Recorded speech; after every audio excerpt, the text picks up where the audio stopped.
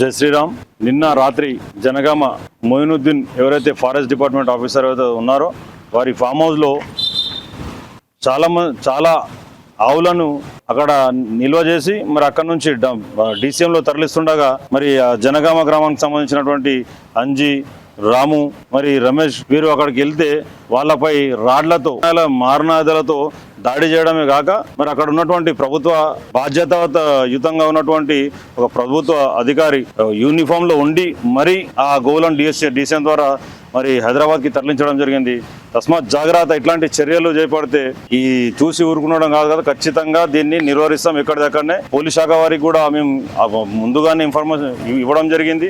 మరి అక్కడికి వారు రావడం లేట్ రావడం ద్వారా మరి వీళ్ళపై దాడి కూడా చేయడం జరిగింది.